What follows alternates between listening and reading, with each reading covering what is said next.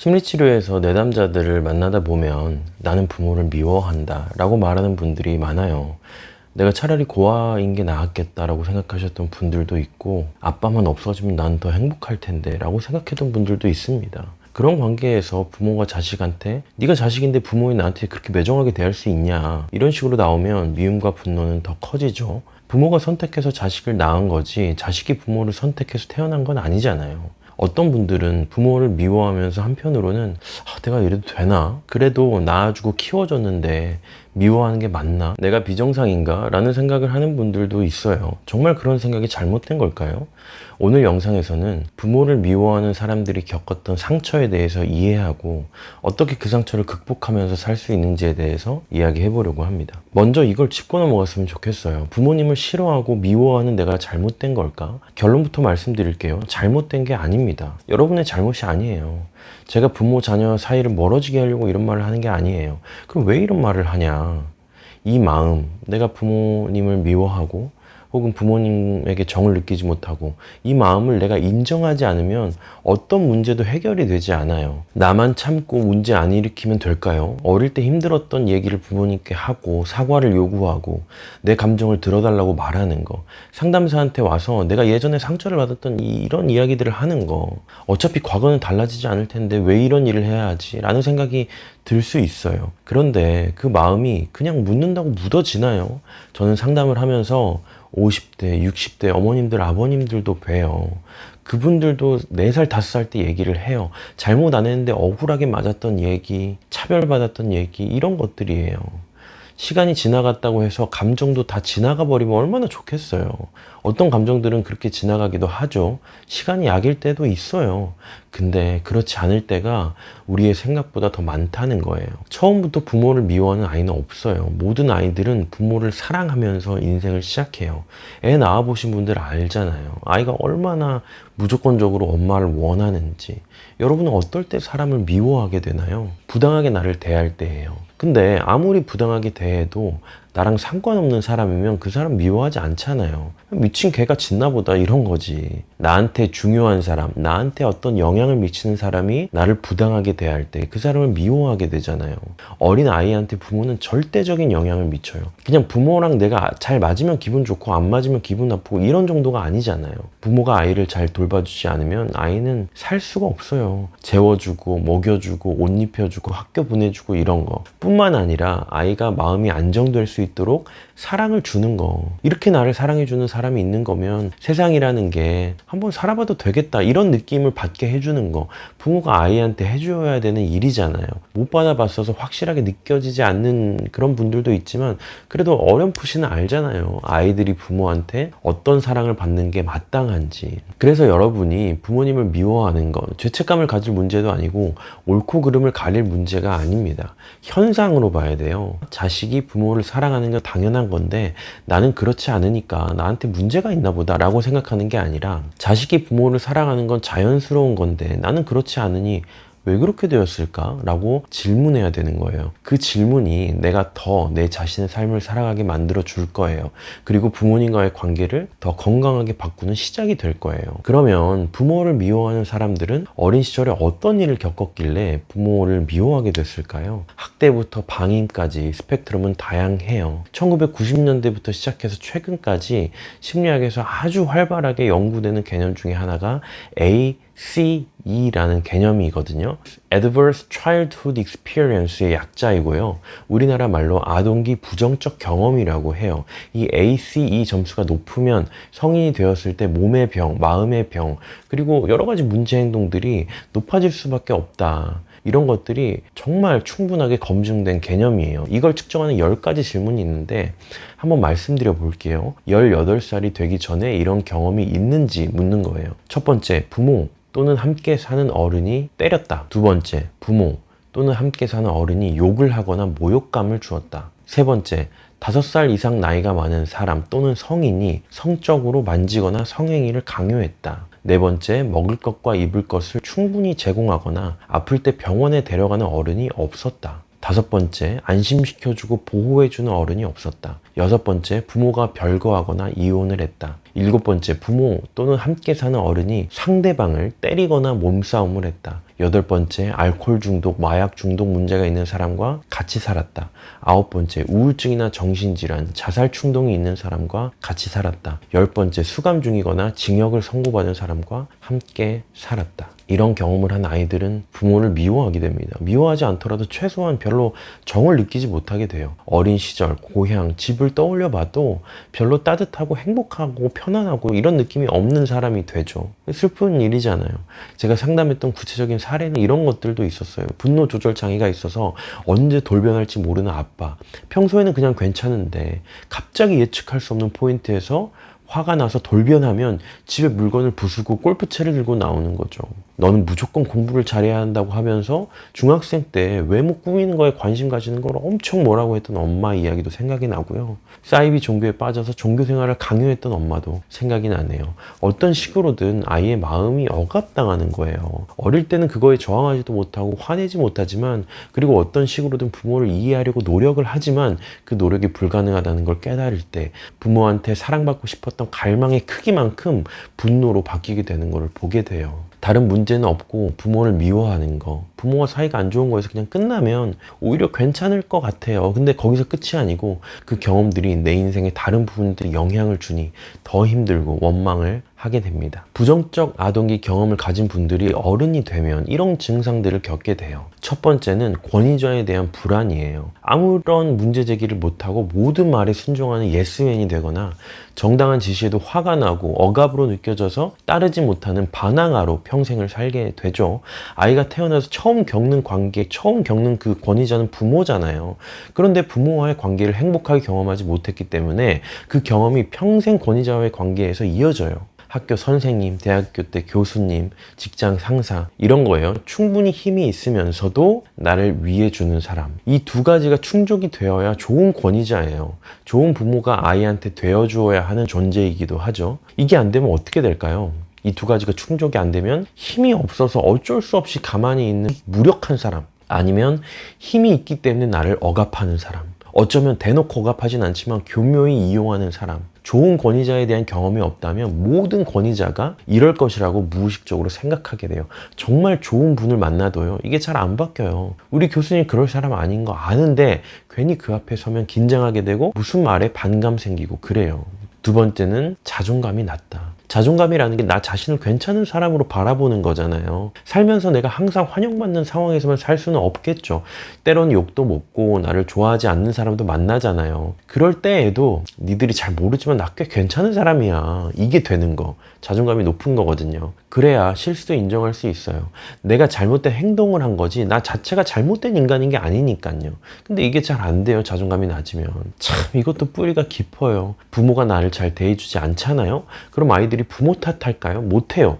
이 상황에 뭔가 문제가 있다는 거를 알아요. 내 마음이 힘드니까. 그럼 누구 탓을 해요? 부모 탓을 못하면? 맞아요, 내 탓을 해요. 부모가 부부싸움을 해도 내가 둘 사이를 화해를 못 시켜서 두 사람이 싸우는구나, 내가 말을 안 들어서 엄마 아빠가 싸우는구나, 이렇게 생각을 하는 게 아이들이에요. 왜냐면 부모와의 관계는 아이에게는 생존이거든요.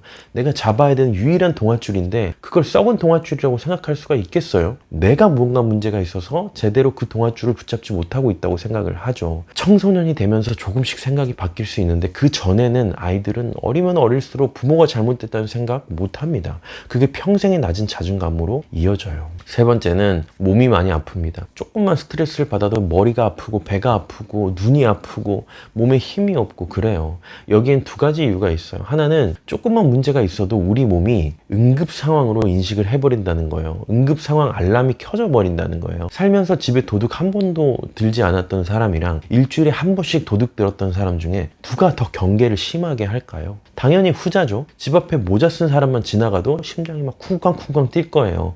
우리 마음도 우리 몸도 똑같아요. 사람이 겪을 수 있는 일 중에 위험도가 1부터 10까지 있다고 쳐봐요. 보통은 이 위험도가 한 7 정도 되는 일, 그 정도 위급한 일이 생겨야 몸의 응급 시스템이 켜진다고 하면 어린 시절에 이미 너무 큰 스트레스를 많이 겪었던 사람은 한 2, 3만 돼도 벌써 알람이 켜지는 거예요. 그러니까 보통 사람들이라면 그냥 편하게 넘어갈 일이 나는 긴장이 되고 경직이 되고 막 알람이 켜지는 거예요. 알람이 켜지면 어떤 일이 일어날까요? 우리 몸은 싸우거나 도망칠 준비를 합니다. 그러면 일단 소화 기능 꺼지고요. 생각하는 기능 꺼져요. 사람들과 편하게 농담하면서 사랑하고 즐겁게 지내는 기능 꺼지죠. 심장 쿵쾅쿵쾅 뛰고 호흡 가빠지고 동공 커지고 손과 발 근육 긴장되죠.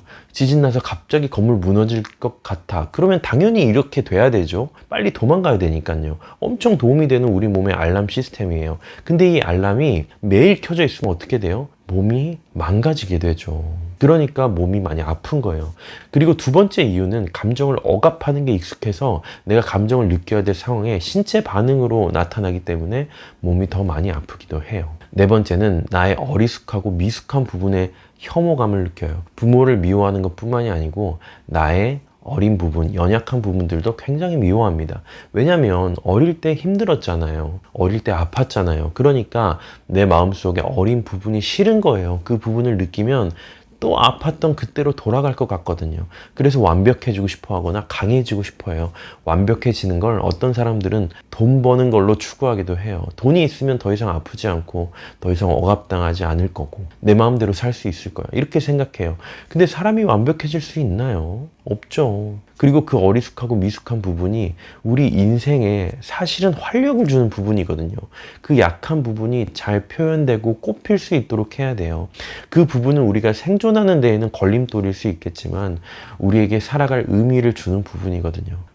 정말 사람 사는 것처럼 사는 것 같다. 이게 인생이지 라고 느끼게 해주는 부분이거든요. 나의 실수, 어리숙한 부분을 혐오하는 사람은 다른 사람의 약한 부분들도 전혀 용납하지 못하고 혐오하게 돼요. 그럼 이제 이런 질문을 하게 되죠. 그럼 도대체 어떻게 살아야 될까요? 평생 이 답을 찾아 헤맬 수도 있어요. 저도 그랬거든요. 대학교 1학년 때 자율전공 마치고 전공 선택을 해야 됐어요. 저도 모르게 이끌리듯이 별 고민 안 하고 상담 심리학을 전공으로 선택했던 게 저의 20살 12월이었어요. 그리고 나서 그 이후에 영성, 수련, 명상, 심리학, 유학 준비, 사이코 드라마, 수년간의 집단 상담, 여러 치료사님들과의 심리 상담, 이런 모든 것들 아마 답을 찾고 싶어서였던 것 같아요. 저의 답이 완벽한 답은 아니지만 참고해 보시면 좋을 것 같아요. 첫 번째, 내 탓하지 않는 거예요. 여러분 탓이 아닙니다. 그리고 내 탓을 한다고 해결이 되지가 않아요. 내 인생 문제는 내가 해결해야 되잖아요. 다른 사람들은 어떻게 살든지 내 인생부터 구하고 봐야 되잖아요. 내 인생의 문제를 해결하려면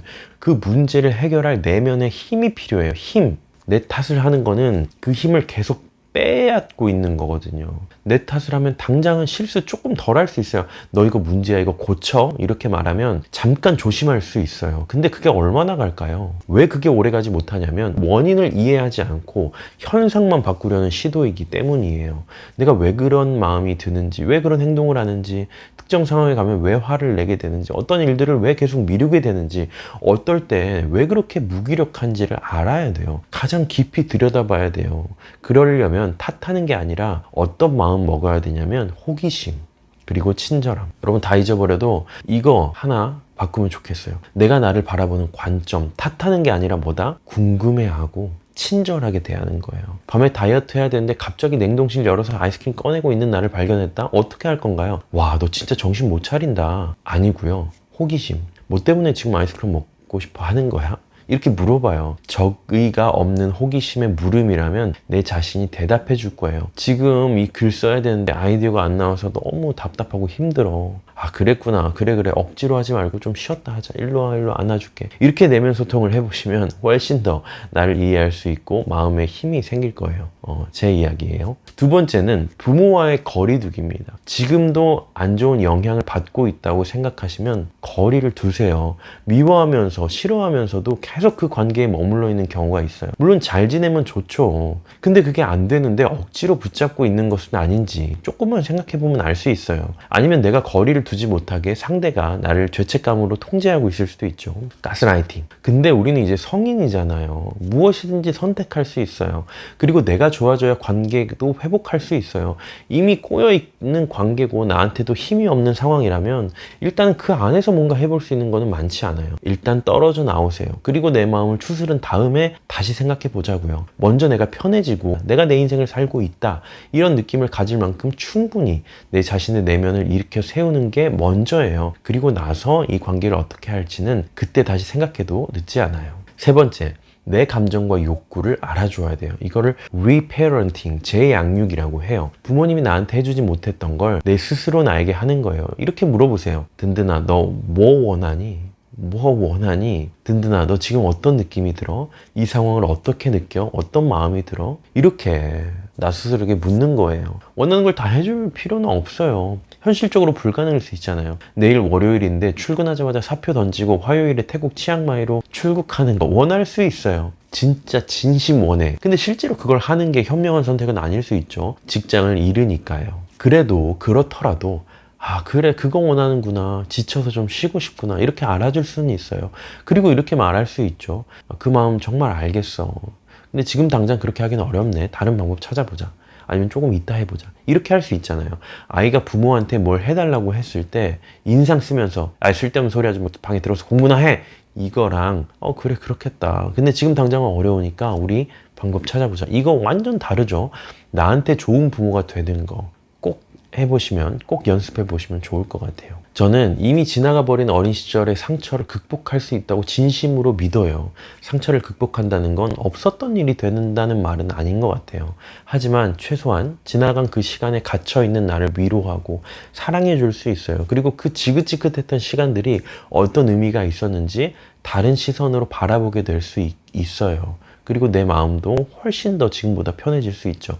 인생은 여전히 힘들 거예요. 그렇게 되더라도. 그런데 그렇게 인생이 힘들어서 다 포기하고 싶다 라고 생각했던 마음이 그래도 살만하네. 이걸로 바뀔 수 있는 것 같아요. 이 영상이 여러분들에게 조금이나마 힘이 됐으면 좋겠네요. 다음에 저와 당신의 마음에 대한 이야기 또 나눠봐요. 다음에 또 만나요. 안녕.